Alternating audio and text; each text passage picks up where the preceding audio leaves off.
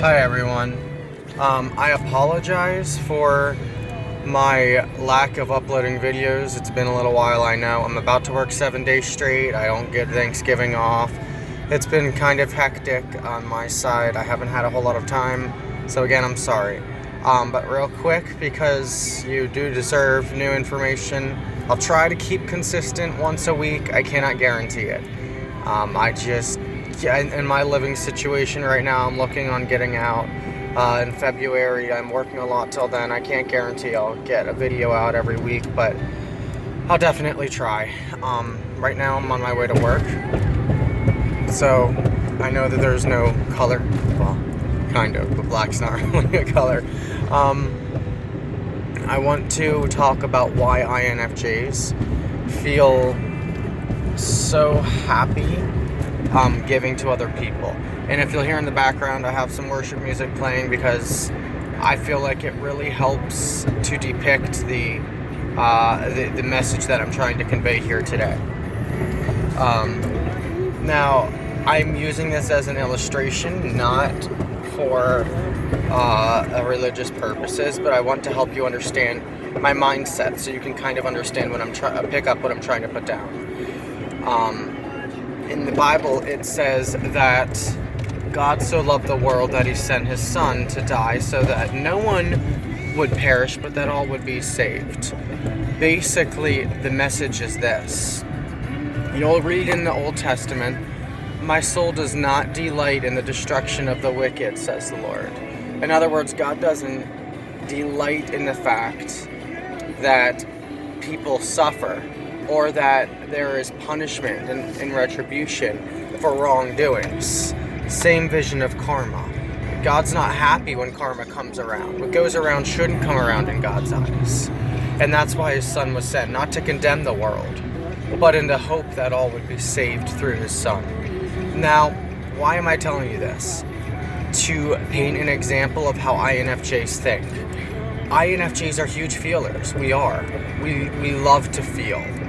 We love to feel for other people, and we love seeing and absorbing the delights that we bring to the lives of other people. We love seeing someone who's depressed and watching their sorrow, the look of sorrow on their face change to one of joy because they see us. Our presence makes them happy because we crack a joke or say or do something, whether it be stupid, funny, or romantic, and seeing them happy. That's why INFJs are such intense lovers.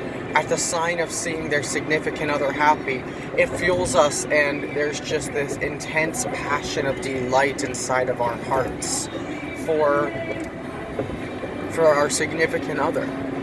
To think that we could bring such joy to their lives fills us with awe and wonder, and we don't even know how to put our emotions and thoughts into words. It's so overwhelming, so intense, and this is why INFJs struggle to express their feelings. They're so intense. And sometimes we have 80 problems, but 72 of them are someone else's problems. We pick up on what other people are putting down, even through their body language, and we crave a change. We crave to bring a change. INFJs are revolutionaries. I've said this in my other videos. INFJs are revolutionaries. No other personality type is better suited out of the Myers-Briggs to start and initiate and change the world than the INFJ, because we're so passionate and driven to change what's around us. And with this analogy, INFJs are feelers, in that when we feel for other people, we are desperately hoping to change their lives. And this is so unique, I feel, for INFJs. Earlier I was thinking about love languages. I remember reading over some comments of you guys from my earlier videos about the INFJ's love languages and how we're feeling all the time. And I met another INFJ fairly recently, and her love languages were also a little bit spread out on the board. And I'm thinking to myself, Alright, so words of affirmation was right above quality time. That makes sense. Those are still the top two. But acts of service was at the bottom, and I remember thinking to myself, how is it that she is just as much of a feeler, and yet it once in speaks different love languages? And then it hit me. It's because of the return on RFE. If you have not watched my previous videos about how INFJs receive love, that's a very good video to watch for reference. And that's kind of what brought this video about, is the putting the pieces together and hoping to explain a little bit better here why INFJs feel so intensely for other people. Excuse me. And the basic summary of the conclusion that I came to, or rather realization that I came to, was INFJs are driven by dreams and ambitions, not reality. And this is definitely a strength, but it seemingly can be a little bit crippling at times, especially because we'll dream about something that isn't, as if it could be, even if it isn't a realistic possibility. So, it would be so nice if, and then we'll paint a scenario in our head and try to chase that scenario. And while this is great in the sense that we're visionaries, it can backfire because not everyone is willing to embrace those dreams. So you INFJs out there, it takes wisdom, it takes discernment, and it takes insight to know when to share, when to chase, and when to join your dreams with someone else. And that can be very difficult to find out, because if you share it too soon, before their hearts are ready, then they won't accept it. They'll refute it. If you think back in history to all of the different changes, even from women's rights and the topic of slavery in World War I, look what happened. How the South completely rebelled. They not only were they not willing to embrace Abraham Lincoln's dream, but they also had no intention whatsoever of considering it. And the problem with this had to do, one, with their perspective, and that is why there were anti-slavery activists like Richard Douglass who were speaking against slavery and trying to bring change to the South. They had to prepare the mind, sow the ground for the seed to be planted. So you INFJs, you might have these dreams, but be careful who you share them with. You may have to be strategic, like a game of chess or like a game of shogi. Plan your moves out ahead, plant seeds, work your way up to the matter, and prepare their hearts to receive it. You have to be willing to acknowledge that people's perspectives are 95% of the time not going to be the same as yours, because you think with your NI, with your intuitive processing. A lot of people don't. And even the ones that do, don't see patterns. They'll trust their gut feeling, they'll rely on their instincts, but INFJs, you see patterns. ENFPs don't see patterns like you do. Because you'll see a star and say, hey, I see an entire constellation in the sky. Where the ENFP, or extroverted intuitive, will say, hey, I see a star and it looks like another one. Hey, wait, these stars are forming a pattern. Oh, look, a constellation.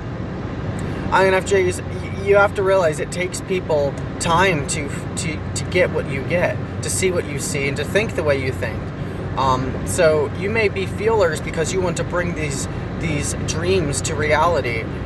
Even in another person's life, you see them sad, you say, no, I want to see them happy. And you paint an image in your head, or a dream, a fantasy, or a vision of what you see the relationship could be. So you'll pour your heart, mind, and soul and everything you've got into this friendship, into this relationship, this monogamous relationship with your spouse. And you'll end up finding that you can burn out because the other person doesn't embrace your dream. And you'll say, why won't they love me? Why don't they care about me? Why is my best efforts not good enough? And they'll come and say, what are you talking about? I never said your best wasn't good enough. Then you'll get upset and say, yes, you did.